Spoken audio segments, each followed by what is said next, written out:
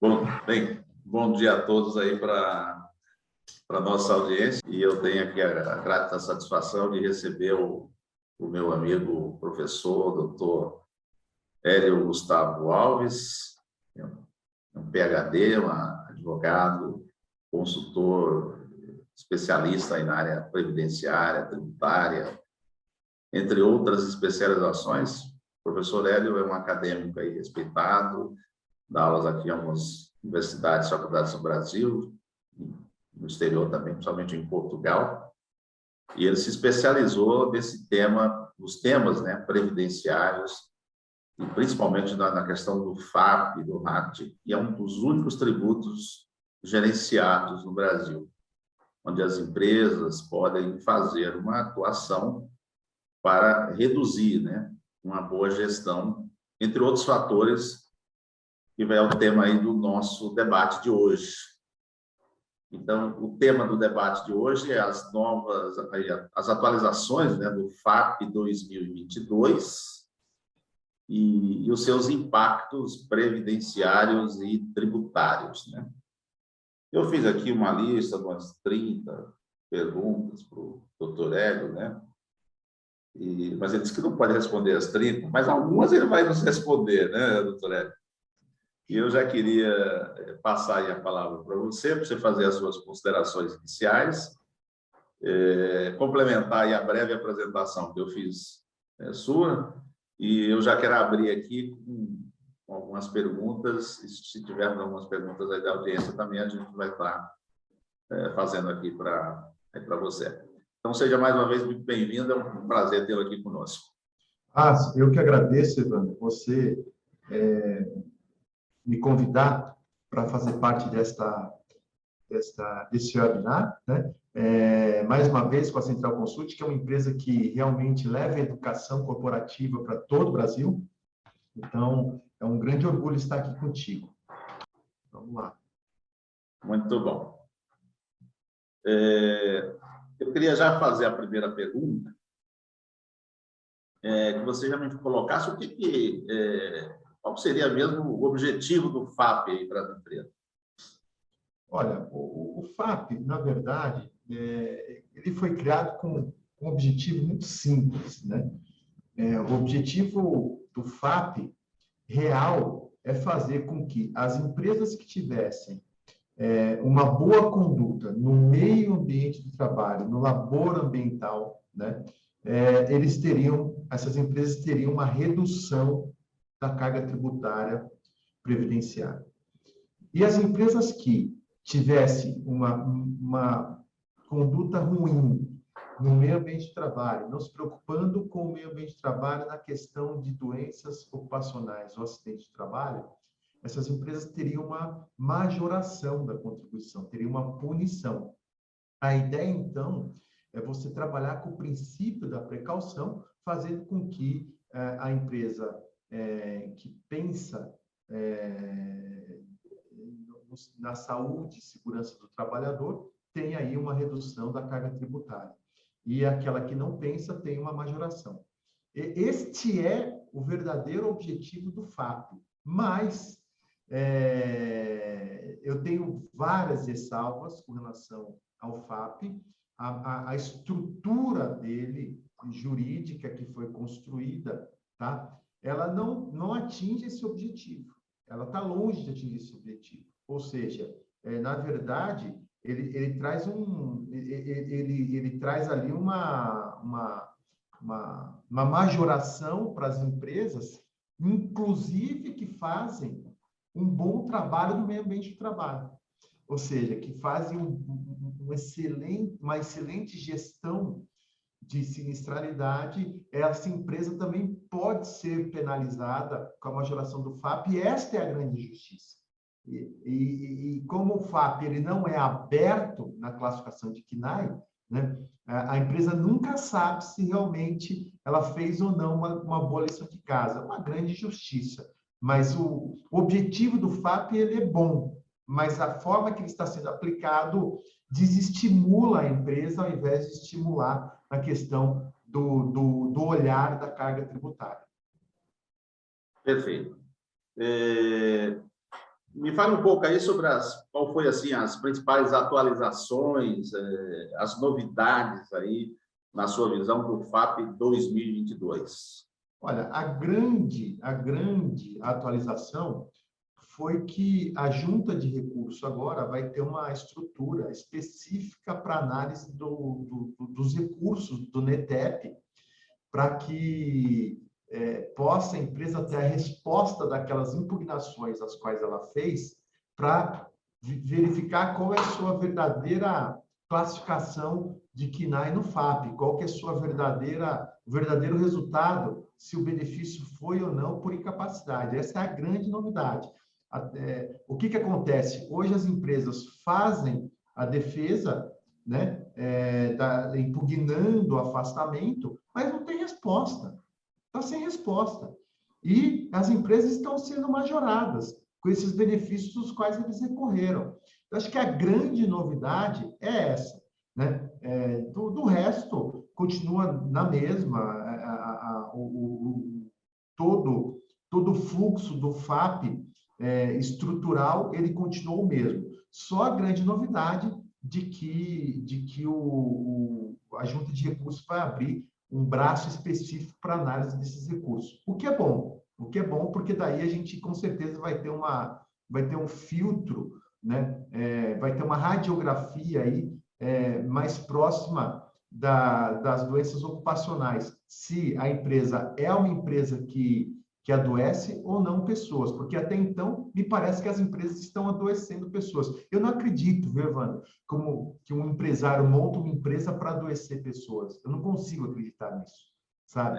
E a história que está se vendendo é que as empresas não têm zelo algum com os empregados. Claro, tem aquelas empresas que não têm um cuidado tão grande, né? Mas não é a maioria. A gente não pode generalizar pela má fé. Né? Ninguém acorda querendo adoecer ou que tem um acidente de trabalho na sua empresa. Ninguém quer isso. Então, acho que a gente precisa ter uma resposta dessas impugnações para a gente atingir o objetivo sério, né? Se a empresa está ou não adoecendo pessoas. Perfeito. Tem um tema que é polêmico, a pergunta já deve ter sido feita muitas vezes aí para você e o meio jurídico ainda debate. A questão da Covid-19, se ela é uma doença profissional ou em que momento, eventualmente, ela é caracterizada ou pode vir a ser caracterizada como uma doença profissional. Evandro, essa pergunta eu respondo todos os dias. Sempre tem uma empresa me ligando aqui. Gustavo, me diz aí como é que está esse cenário, tá? Na época em que o Dr. Borcho, presidente do CRPS, estava lá, que agora ele saiu da presidência, ele me convidou para fazer parte do grupo de estudo do Conselho de Recursos da Previdência Social, né, como jurista, tá? Para trazer o meu pensar sobre a questão da Covid. Levei, né, a minha reflexão, né? E me parece que eles adotaram a tese a qual a gente desenvolveu, que é a seguinte: se a Covid, o empregado foi contaminado pela Covid, mas a empresa tinha uma boa gestão de entrega de EPIs, de isolamento social, tinha um PCMSO e um PPRA específico para a Covid. Tomou todas as medidas de precaução para evitar com que o empregado fosse contaminado no trabalho. Essa doença não deve ser considerada como ocupacional. Agora, se a empresa não conseguir comprovar que ela fez uma boa lição de casa para não contaminação na sua planta, né? Não proteger os empregados devidamente com relação à entrega de EPI, isolamento social e etc., aí sim deve ser considerado uma doença ocupacional.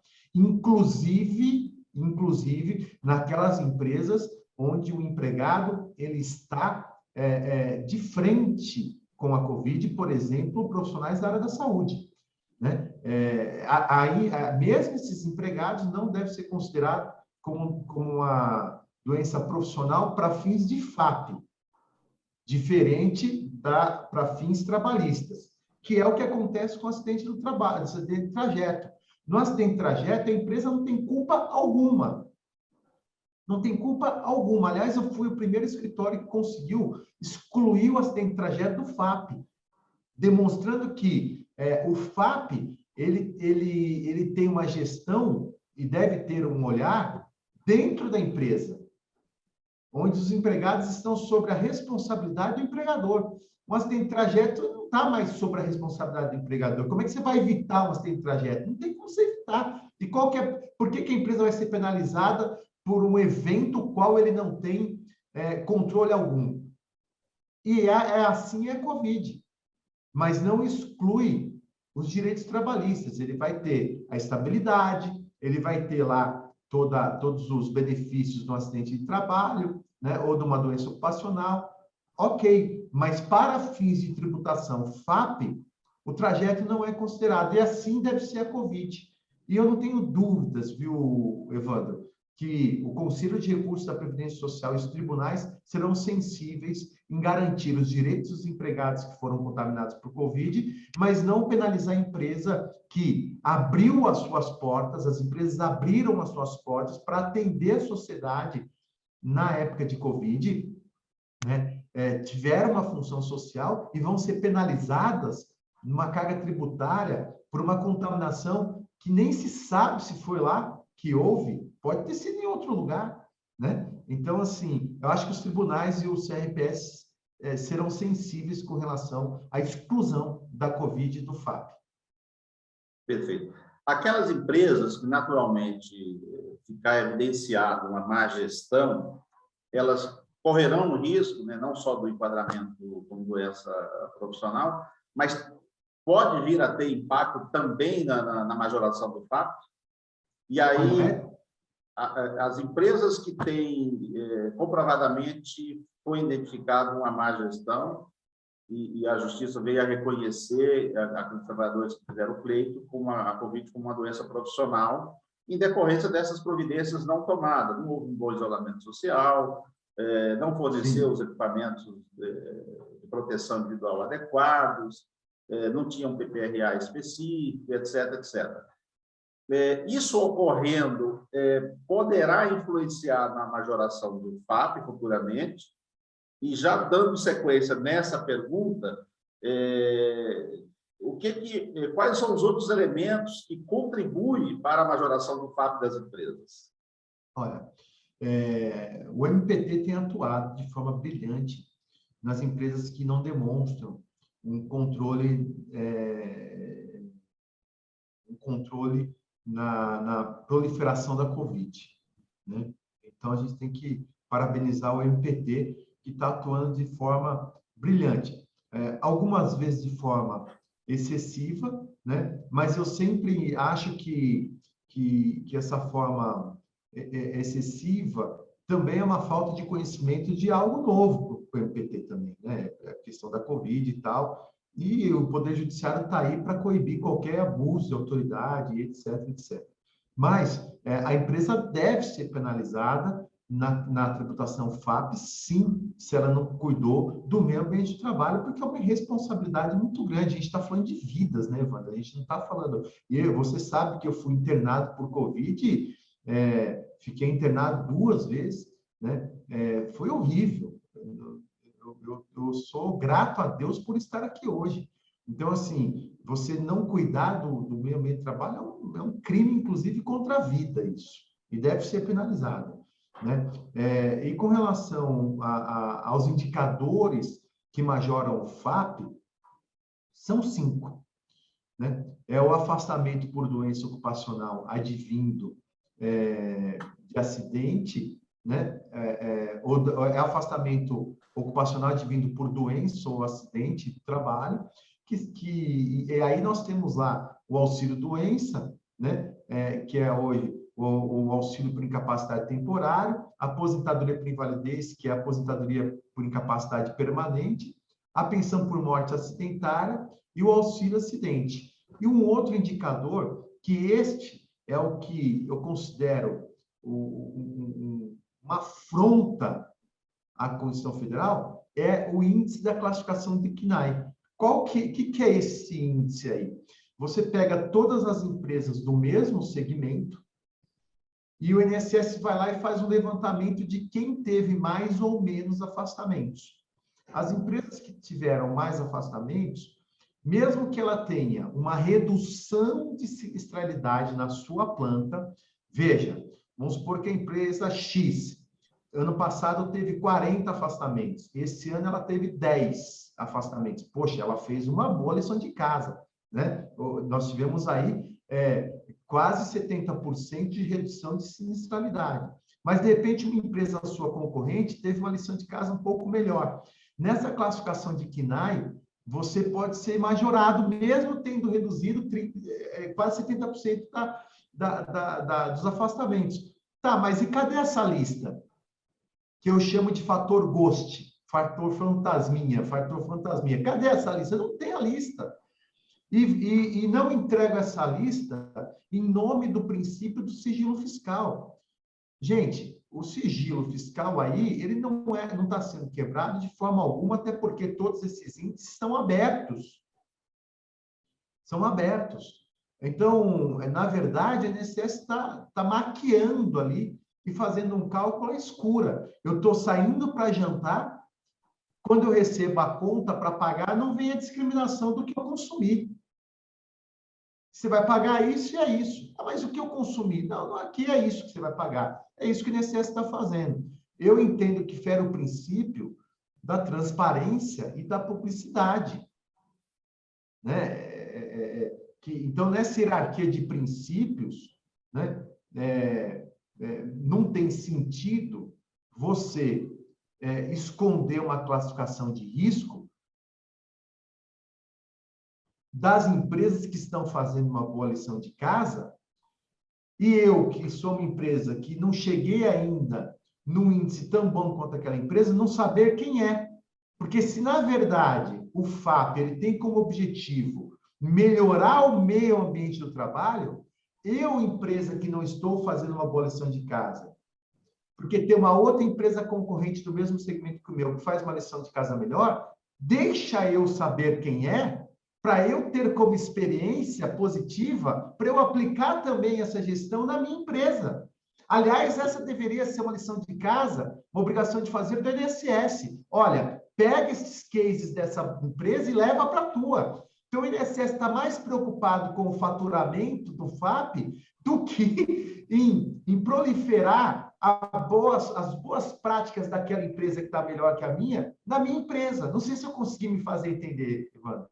Sim. Então, neste caso, a sua recomendação é que as empresas naturalmente recorram ao Poder Judiciário para, eventualmente, excluir essa majoração, ou seja, ela consegue fazer ações preventivas que reduzem, digamos assim, reduziriam o fato, mas por essa questão da classificação do CNAE, ela acaba sendo prejudicada, e aí, como você bem citou, os dois princípios constitucionais que são violados, né, principalmente aí a questão da transparência, a empresa não pode simplesmente ficar acomodada e simplesmente aceitar aí a majoração sem reação, perfeito? Exatamente. Não, as empresas têm que entrar com ação judicial primeiro, para fazer com que aquelas defesas que não foram ainda analisadas não tenham impacto no FAP. 2, fazer com que, se ela apresentar uma boa lição de casa, de boas práticas no meio ambiente de trabalho, querer saber qual é o índice que foi feito, qual é a matemática que foi feito, para eu não ter a redução a qual eu trabalhei para isso. E nesse sentido, tem que abrir a classificação de CNAE. Né? Acho que falta uma atuação firme, né, das entidades sindicais patronais, né, da Fiesp, das federações nacionais, de entrar com uma ação buscando a abertura da classificação de CNAE. Acho que falta um pensar dessas entidades, né, se alguém está nos assistindo aqui, né, falta um... Agora o STF acabou de decidir pela constitucionalidade do FAP. Nós vimos hoje de manhã, né? Decidiu pela constitucionalidade. Ok, que seja constitucional, mas que seja uma constitucionalidade real, né? Inclusive na abertura do FAP. Não foi discutido isso na abertura não foi discutido nessa ação se o FAP tem que ser aberto ou não com relação aos cálculos. Foi discutido se ele é constitucional ou não. Agora tem que entrar com uma outra ação. Qual é a ação? Ação para abertura do cálculo do FAP. Porque senão eu estou indo num restaurante e pagando uma conta sem saber o que eu consumi. Não, perfeito. Já temos uma pergunta aqui da audiência, da Cláudia Zetti. Ela fala, daqui bom dia para a gente, e mesmo o acidente de trajeto estão sendo considerados para o cálculo do FAP, verificamos que muitos afastamentos desta categoria são incluídos no cálculo. O que fazer numa situação dessa? Na verdade, aqui, ó, mesmo assim, o trajeto não sendo considerado cálculo FAP, verificando muitos afastamentos das categorias são incluídos no cálculo. É fazer o recurso. Fazer o recurso para excluir o acidente de trajeto do FAP. Isso acontece muito mesmo, tá? A gente tem feito recurso, tá? A Cláudia Vizetti fez essa pergunta, né? Cláudia Vizetti, Cláudia, a gente tem feito recurso demonstrando que essa tem trajeto, né? E para excluir. Acontece, Cláudia, que você faz esse recurso e isso não é analisado. E essa majoração fica lá. E aí você tem que entrar com uma ação judicial para excluir, para buscar uma decisão judicial, mandando o INSS excluir esses acidentes de trajeto. E a gente tem tido resultado nisso, tá, Evandro? A gente conseguiu êxito fazendo com que o INSS tivesse que rever seu cálculo do FAP, excluindo esses acidentes de trajeto. Né? Esse é o caminho que tem que fazer, viu, Cláudia? Perfeito. Voltando à questão da classificação do KNAI, além das providências anteriores que a gente mencionou, eu entendo também que seria razoável as empresas, ao fazer a classificação, dar uma boa analisada, né? Porque às vezes você tem KNAIs ali que são muito semelhantes, né? Ao proceder o enquadramento do KNAI, consultar o seu jurídico, uma assessoria totalmente como a sua, para fazer essa classificação correta, né? Seria isso? Ou essa classificação ela é imposta pelo Ministério da Fazenda, da Economia? Não, ele é imposto, mas você pode fazer, entrar com uma ação judicial para rever. Né? Agora, a gente está até com mandado de segurança no tribunal, que, ao meu ver, foi muito insensível, mostrou desconhecimento da matéria, onde, na primeira instância, eu consegui êxito total. Na primeira instância, o juiz deu uma decisão assim, certeira, pedindo para que o INSS demonstrasse qual foi o cálculo utilizado para a exclusão desses benefícios. O INSS recorreu e o tribunal agora, em sede de mandado de segurança,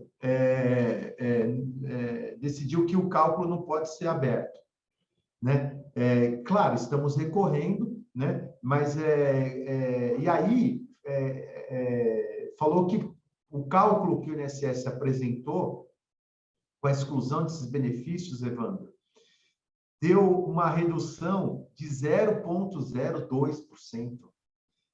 Nós excluímos, não sei, quase 100 afastamentos e a mudança do FAP praticamente não houve, em nome da classificação do KNAI. Tá, então me mostra isso aí. Como é que você fez esse cálculo? Ou seja, eu vou lá no restaurante e reclamo que a conta está errada. Não me fizeram a discriminação. Eles vão lá e tiram lá, de repente, R$5 da conta. E eu falo, tá, mas o que você tirou daqui? Não, a conta é essa. Eu estou fazendo uma análise bem tosca para ficar claro a aberração que está sendo feita. Entende? Então, quer dizer, eu tenho a retirada dos afastamentos que estavam indicados de forma equivocada no FAP, Só que a fatura que me entregaram uma fatura sem eu saber o que foi tirado. Então, assim, chega a ser piada a estrutura do FAP. E isso desestimula muito o empresário. Sem dúvida. A investir no meio ambiente do trabalho, né, Evandro? Certamente o STJ deve rever essas decisões, porque o STJ, via de regra, acaba reformando muitas das decisões dos tribunais regionais, e são, às vezes, dadas realmente uma análise mais profunda, como deveria ser feita, né? É claro que na primeira instância eu havia feito essa análise com mais propriedade e deveria o Tribunal Regional, antes de chegar até mesmo ao STJ, manter, digamos assim, a maioria das decisões lúcidas, né? O que também ocorre muitas vezes, decisões de primeiras instâncias que são totalmente estapafúrdias e que precisa buscar a ser reformada nas instâncias superiores. Perfeito? Não, eu não tenho dúvidas que os tribunais serão sensíveis com relação a isso. Se o mandado de segurança não der, eu vou ter que entrar com uma ação do rito comum para buscar esse objetivo. Agora, claro, né, Evandro, eu advogo para as empresas você sabe que a gente tem um trânsito muito bom nos tribunais, como acadêmico, como jurista, né? Mas óbvio que uma ação feita por uma entidade sindical, feita por uma federação, vai ter um peso muito maior, inclusive para levar direto para o STF uma decisão dessa, né? Então, precisa ser revisto, Evandro. O que me preocupa, Evandro, é os empregadores, ao invés de utilizar esse dinheiro que reduziu a tributação do FAP para investir no meio ambiente de trabalho, e falar, bom, agora eu vou ter que pagar um tributo caro e vou investir menos no meio ambiente de trabalho, que é diferente da Itália. Na Itália, aquele empregador que faz um bom investimento no meio ambiente de trabalho, todo esse investimento que ele fez e comprovou para reduzir acidentes e doenças ocupacionais, ele tem a diminuição da carga tributária dele e a compensação desse dinheiro posto lá no meio ambiente de trabalho. Olha que lição de casa que a Itália nos dá, né? Então, como a Lei Rouanet. A Lei Rouanet, o empresário, quando vai pagar o tributo, se ele disponibilizou uma verba para a classe artística, esta verba ele desconta do tributo pago ao governo. Por que não fazer isso com o investimento feito no meio ambiente do trabalho? É uma saída, né, Evandro? Perfeito. Seguindo nisso, o que pode ser feito de maneira prática, né, além do que você já comentou, da questão da gestão, para reduzir o FAP, né? Que ações você recomenda que as empresas efetivamente façam e de como elas devem, digamos assim, registrar essas evidências que estão fazendo? Olha, Evandro, o trabalho do FAP, ele não é só em novembro. Hoje é dia 11/11, né, de 2021. Então, assim, é o mês do FAP. Ele abre no dia 1º de novembro e fecha dia 30 de novembro para fazer a defesa do FAP. Se você não fez uma boa lição de casa durante o ano, você não vai ter o que contestar no FAP, a não ser que sejam benefícios equivocados e tudo mais. A lição de casa, quando você começa a fazer uma boa gestão de sinistralidade, você vai ter os efeitos disso daqui 5, 6 anos. Por quê? O FAP é biênio, é bienal, ou seja, você vai ter que fazer as impugnações de todos os afastamentos, você vai ter que fazer, além dos afastamentos, o acompanhamento dessas defesas, né? Você vai ter que depois, se esses afastamentos tiverem uma majoração no FAP, entrar com uma ação judicial para pedir a exclusão dessas defesas que não foram ainda julgadas, né? Você tem aí a questão da análise do índice de afastabilidade da empresa comparada consigo mesmo, para verificar se houve ou não uma abolição de casa, questionar a classificação do CNAE. A massa salarial está vindo com muito erro, também você tem que questionar. Além da massa salarial, um ponto que a gente tem discutido muito em ação judicial é o índice da pensão por morte acidentária. A pensão por morte acidentária, ela tem um indicador de 50%. Mas por que 50%? Porque antigamente a pensionista recebia até a sua morte. Hoje não, depende da idade da mulher. Tem mulher que só vai receber a pensão por morte acidentária por 4 meses. E por que ainda tem um índice tão grande de majoração? É uma tese que a gente está buscando aqui no escritório, né? E também, Evandro, o que a gente tem percebido é que muitos que estão afastados por aposentadoria, por invalidez, já tiveram alta e estão no FAP ainda. Isso é grave, né? É gravíssimo. É gravíssimo. Muitos que estavam no auxílio-doença e que foi revertido ao auxílio-doença e no B91 para 31, ainda estão no FAP. É um erro gravíssimo, é um erro de algoritmo da Previdência Social que até hoje não foi arrumado. Então, você precisa fazer o quê? Você precisa analisar se todos esses afastados que estão lá no FAP, realmente, ele pertence ao quadro de afastabilidade por acidente de trabalho ou doença ocupacional. Muitos não foram considerados como doenças ocupacionais acidente de trabalho, mas estão lá no FAP. Então, você tem que fazer uma peneiração, tem que peneirar isso aí, passar uma peneira, né, para poder tirar aqueles que não deveriam lá estar. É um trabalho que não é qualquer pessoa que faz, né, Evandro? Você sabe que tem que ser um especialista para isso, né, para que você possa puxa, eu poderia ficar aqui, Evandro, 10 horas falando sobre o que a gente faz no escritório aqui para as empresas. E não dá tempo, talvez a carga horária não dê, de tanta coisa que tem que se fazer durante mês a mês e no mês do FAP. Porque chega em novembro, você tem que pegar toda aquela lição de casa que você fez de janeiro a outubro e jogar no FAP. Então, por isso que a empresa tem que ter um olhar mensal no FAP, viu, Evandro? Perfeito. Aproveitando o gancho que você falou do escritório, da gestão aí que vocês fazem, né?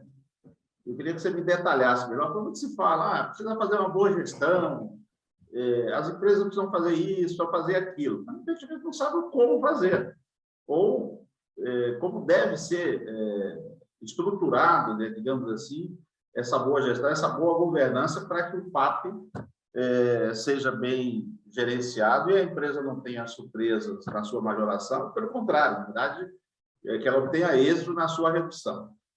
O que o seu escritório efetivamente faz ou pode fazer, pode contribuir com as empresas? Então, assim, um overview das ações que o seu escritório faz. Olha, para fazer uma boa gestão, nós trabalhamos dessa forma, em parceria com as demais áreas da empresa. Eu queria entender um pouco mais disso, para ficar claro para as empresas realmente a importância de se fazer uma boa gestão com bons parceiros, né, seja jurídico ou parceiros aí envolvidos na gestão do serviço de SST.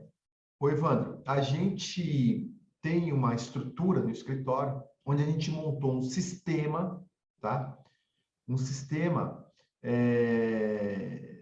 na internet, virtual. A empresa vai ter acesso full time a esse sistema, onde ali nesse sistema a gente engloba o engenheiro de segurança do trabalho da empresa, a enfermeira da empresa, a médica da empresa, o ergonomista da empresa, tá? E o RH da empresa. Todos esses atores, eles têm uma senha no nosso sistema, tá?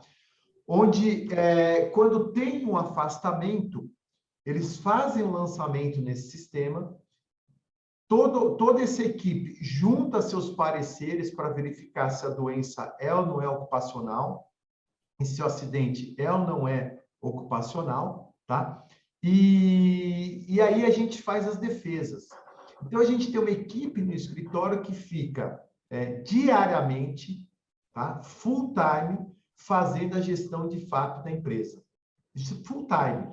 Então, ali a empresa, com esse sistema, ela vai ter um controle. Qual foi o empregado que mais se afastou? Qual é o custo desse empregado no afastamento?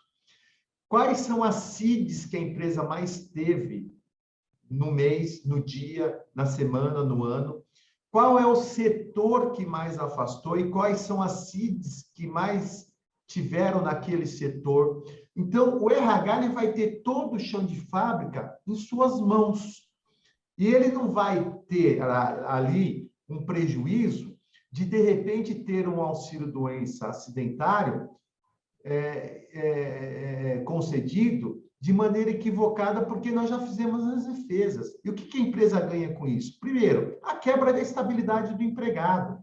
Segundo, fazer com que ele volte ao trabalho e não fique ali esquecido no canto, porque ele entrou com uma ação judicial, tendo em vista que ele teve a negativa do benefício da Previdência Social, e ele entrou com uma ação judicial e fica lá 1 ano, 2 anos aguardando essa resposta, e a empresa pagando, tendo esse custo com benefícios e tudo mais mensalmente. Não, a gente entra como terceiro interessado no processo judicial e a gente pede a antecipação da perícia, com a participação do médico da empresa. Então, hoje, quando a gente faz esse acompanhamento, aquele empregado que ficava com benefício previdenciário à espera por 1, 2 anos, pendurado na folha de pagamento, hoje, em 2 meses, ele vai ter uma resposta, se ele está ou não apto e voltará para a empresa. Então, a empresa, veja, nós fizemos agora um levantamento de uma empresa grande que a gente joga aqui, um afastado por mês, o custo dele, diluindo o FAP, diluindo tudo, é R$28 mil por mês. R$28 mil. Ah, mas, Gustavo, o salário dele é de 3 mil, como que o afastamento dele custa 28 mil? Esse afastamento gerou FAP. Então, você tem que pegar esse FAP e diluir no mês. Esse empregado que está afastado, você vai ter que contratar um outro. Se o salário dele é 3, vai ter que pagar 3 para outro, que mais 3 de carga tributária fica 6. Mais 3, 9. Mais 3 da carga tributária dele também já dá 3, 6, 9, 12. Mas a questão dos benefícios, então vai fazendo conta, e a empresa não tem esse olhar, se não tem um escritório especializado nisso. A empresa não tem esse olhar. E aí, Evandro, a gente tem feito um trabalho muito bom de análise de passivo previdenciário. Hoje, a sua pergunta foi importante por isso, hoje o passivo tributário, previdenciário, ele é muito maior que o trabalhista. E só vai ter essa visão se a empresa dá oportunidade para ter um olhar clínico para o FAP. Bom, você já ouviu 50 palestras minhas, por isso que você está fazendo esse tipo de pergunta. Então, assim, você já tem hoje a empresa que tem um olhar para o FAP é uma outra empresa. Ela tem uma redução de carga tributária muito grande, né? Então, essas são as ações que a gente faz, Evandro, full time, diariamente, para a empresa, para poder ter a redução da carga tributária. Muito interessante. E a parceria com as empresas de SST? A gente percebe que muitas empresas de SST agem de maneira desintegrada, né? Às vezes com assessoria jurídica, seja da empresa ou seja uma assessoria parceira, terceirizada, como pode ser a sua. O que você tem a comentar sobre isso? Eu acho que as empresas de SST, na parte jurídica, estão pecando muito. Elas fazem toda a gestão médica, exame admissional, periódico e demissional, faz análise do PCMSO, faz a implantação do PCMSO, faz toda a análise das NRs e tal, mas na parte jurídica está pecando. Então, acho que essa parceria com empresas de SST é de suma importância. É de suma importância. Então, acho que precisa fazer com que essas empresas de SST tenham um olhar para orientar a empresa naquele empregado que está se afastando e qual é o custo dele, né? Agora, também é fato, né, Evandro, que os exames admissionais, ele é o início de uma gestão de FAP. Se você faz exame admissional ruim e coloca um empregado para trabalhar numa atividade que vai agravar uma doença ou vai gerar uma doença, este médico que fez um mau exame admissional, ele é um grande contribuidor, né, da majoração do FAP. Então, quando a gente vai fazer uma lição de casa, a primeira pessoa que a gente pega para fazer uma lavagem cerebral nele é o médico. Eu queria fazer... Eu fiz essa pergunta dos parceiros de SST, porque recentemente tem uma pessoa do meu círculo de relacionamento que ele foi admitido, o exame admissional dele foi feito online. E tinha fila de espera de 50 pessoas online que demoravam, em média, cada exame, 5 minutos.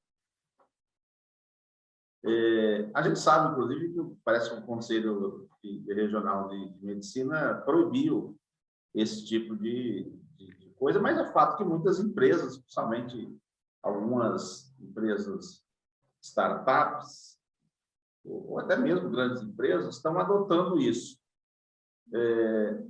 Isso é legal, esses exames serem feitos em 5 minutos, de maneira online, sem um exame mais acurado. É claro que parte da pergunta você já respondeu nesse exemplo que você deu. Um exame mal feito, as consequências são gigantescas. O que você tem a comentar sobre isso? Olha, a telemedicina é um avanço? Sim. Mas não para tudo, né? Então, por exemplo, a telemedicina, eu vou de repente, eu estou com um problema no meu joelho, e aí o médico me atende e fala, olha, Gustavo, por vídeo, na telemedicina, e fala, ó, faz uma ressonância, eu vou te mandar pela internet aqui um pedido, eu faço a ressonância, envio ele pela internet, ele vai analisar o meu joelho com a ressonância magnética e vai me dar o resultado. Olha, toma remédio tal, tal, tal, tal, ou vamos para a cirurgia. Funcionou? Funcionou. Mas, na telemedicina, para meio ambiente do trabalho, não é assim. Não vai dar para ser, né? Vai ter que ser presencial. Por quê? Primeiro, porque você vai ter que fazer uma análise naquele momento. Você pode até pedir exames complementares depois? Pode, mas é naquele momento. Naquele momento, você vai ter que fazer, o médico vai ter que fazer, e não faz, a maioria não faz, o médico vai ter que fazer uma leitura anamnese à luz da ordem de serviço dele. O que ele vai fazer? Então, se eu vou fazer um exame médico admissional para alguém que trabalha numa fundição, eu vou ter que verificar uma série de situações ali ao vivo. Se eu vou fazer com que é uma atividade de sobrecarga física, será que uma pessoa obesa teria condições de participar? Não teria? Será que na vídeo eu conseguiria saber se essa pessoa é obesa, não é? Como é que faz? Ou seja, no levantar o braço, no baixar o braço, naquela análise de grupos musculares. Será que eu consigo ter essa percepção pela telemedicina? Não. Isso é na hora ali que você vai conseguir. Então, as empresas que estão adotando esta postura sofrerão, muito possivelmente, com ações trabalhistas, ações indenizatórias para acidente de trabalho, e terão a majoração do FAP. Olha, Evandro, me assusta muito essa sua fala da telemedicina nos exames laborais. Me assusta muito. Perfeito. Falando nos riscos, né? Eu queria que você me elencasse aqui, aí, pela sua experiência, e aí no escritório, naturalmente, por razões éticas de compliance, você não pode mencionar as empresas. Mas quais são os riscos que você percebe que as empresas mais cometem e quais as consequências, né? Às vezes já se fala muito, não só do ponto de vista financeiro, mas quais consequências jurídicas podem ter uma má gestão, né? Não só do FAP, mas que envolve também o serviço de SST, até para os dirigentes das empresas. Eu queria que você comentasse um pouco desses principais riscos que vocês têm identificado e o que pode ocorrer com os dirigentes, com os gestores, naqueles casos de acidentes, seja de trabalho ou por doença ocupacional, que cause um óbito ou sequelas dos trabalhadores.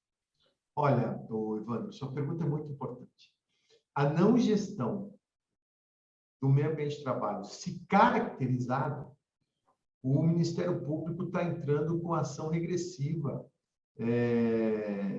junto com a Previdência Social, né? Então, os procuradores do INSS estão entrando com ação regressiva, tá? E esses gestores estão respondendo processos cíveis e criminais pela sua responsabilidade como líder, né? Vou contar um caos aqui, né? Entre aspas, de uma empresa que a gente passou a advogar para ela por causa desta situação.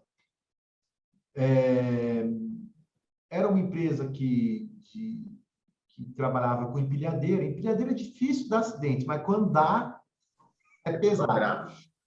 E era um centro de distribuição, tá? E ele via com a empilhadeira, e colocava lá nas prateleiras, tal. E aí esse cidadão estava com muita dor lombar, ou seja, tem o nexo de causalidade da atividade com a lombar. Ele foi até o ambulatório e o médico deu ali baita relaxante muscular, que eu não vou falar o nome aqui para não fazer propaganda, mas que dá muita sonolência. E falou, você vai ficar 2 dias em casa com esse... Tá. Daí ele foi lá comentar com o líder que o médico tinha dispensado ele do trabalho porque ele tinha tomado um relaxante muscular. E aí o líder disse o seguinte, só termina de empilhar esses produtos aqui, vai dar uma meia horinha, aí você vai embora. O empregado vai falar não para o líder?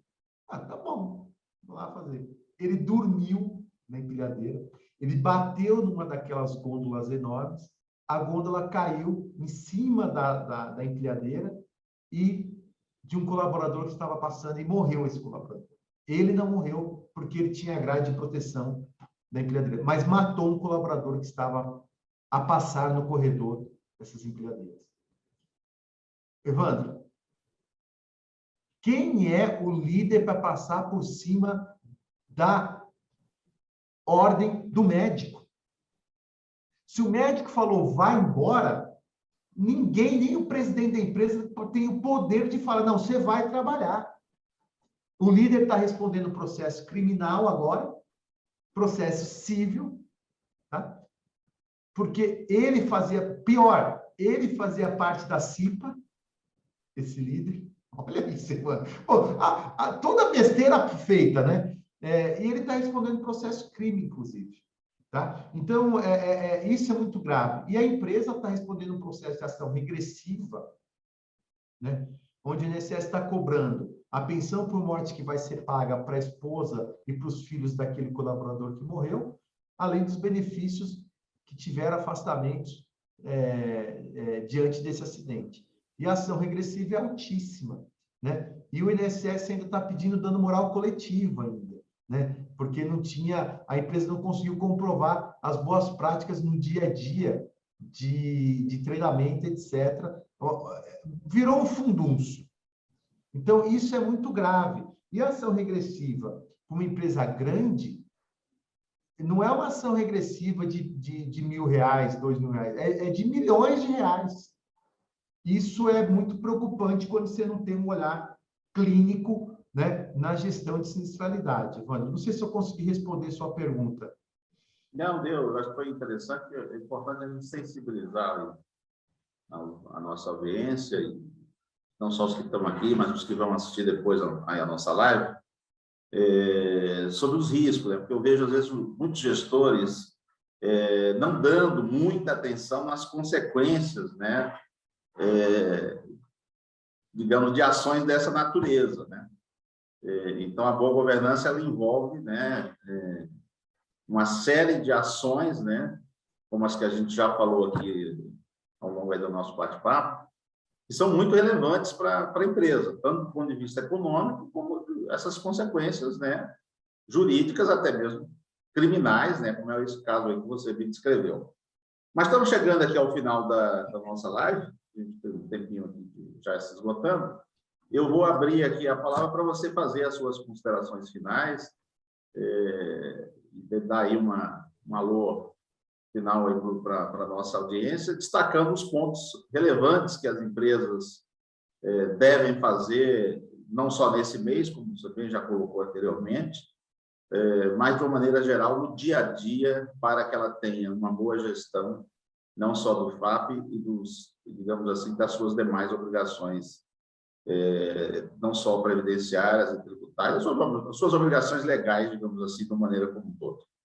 Legal. Quero primeiro agradecer aqui a participação da Cláudia Vissetti, que fez uma pergunta para a gente, da Gabriela Queiroz, que mandou um bom dia aí na nossa live aí também, minha sócia, a doutora Juliana Haas, está aí assistindo a live também, viu, Evandro? Agradecer todo mundo que assistiu nosso bate-papo ao vivo aqui, cumprimentar a todos que assistiram depois, agradecendo mais uma vez você, Evandro, pela participação, né, pelo convite, pela brilhante participação com perguntas inteligentes, né? E deixar o recado aqui, Evandro, que as empresas hoje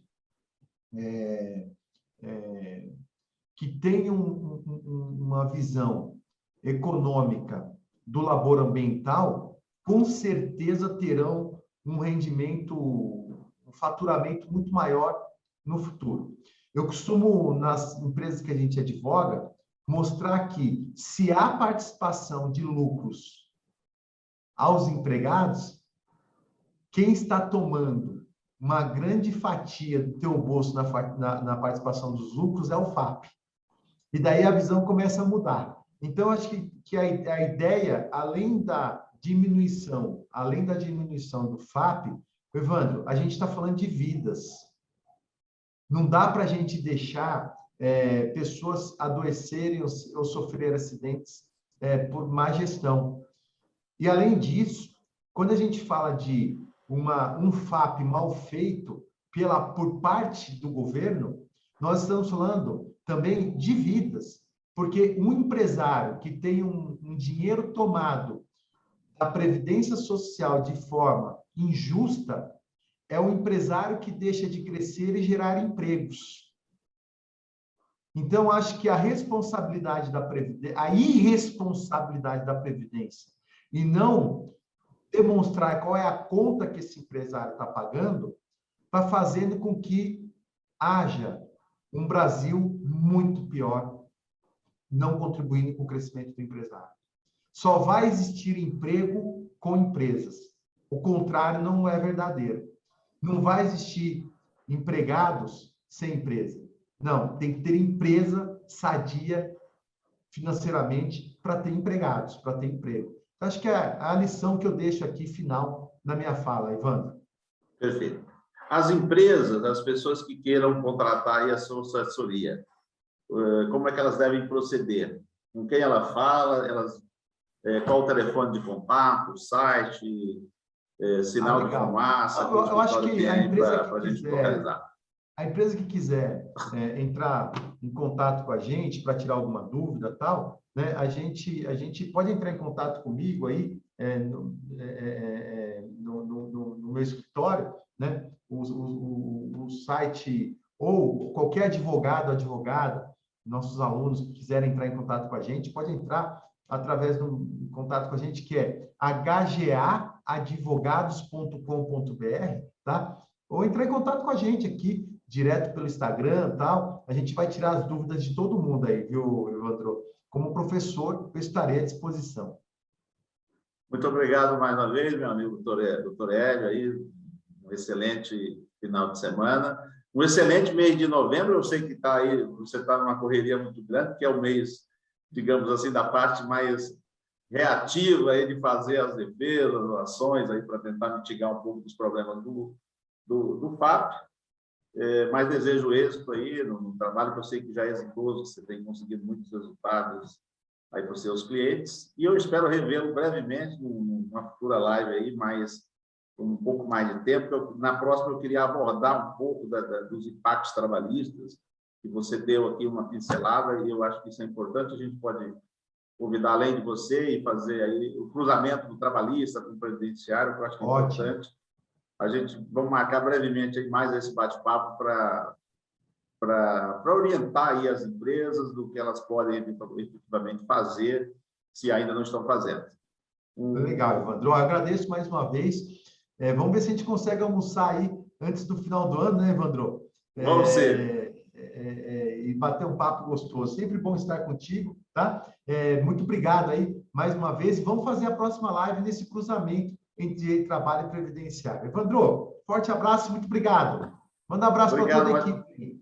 Obrigado aí, doutor Hélio. Obrigado aí a toda a nossa audiência de hoje, e a que vai nos assistir aí futuramente. Nós vamos compartilhar esse vídeo em toda a nossa rede aí de contatos. Ele ficará disponível também na nossa página aí no YouTube. Eu desejo a todos aí que assistam, que reflitam sobre um pouco do que nós conversamos aqui hoje, porque os impactos são grandes, e é uma ótima oportunidade para os gestores de RH, os gestores de SST, e quem lida com esse tema, não só quem lida diretamente, mas porque os impactos são para a organização como um todo, da importância de se fazer efetivamente uma gestão profissional do FAP, não só de maneira caseira, mas com uma assessoria do nível que vocês conheceram aqui hoje, do doutor Hélio Gustavo.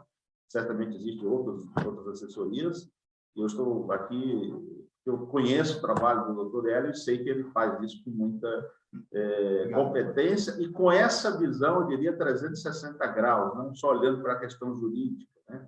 Olhando para a questão ambiental, para a questão da vida em si, que é algo que é mais relevante sobre tudo que nós estamos falando aqui hoje, né, doutor Hélio? Exatamente.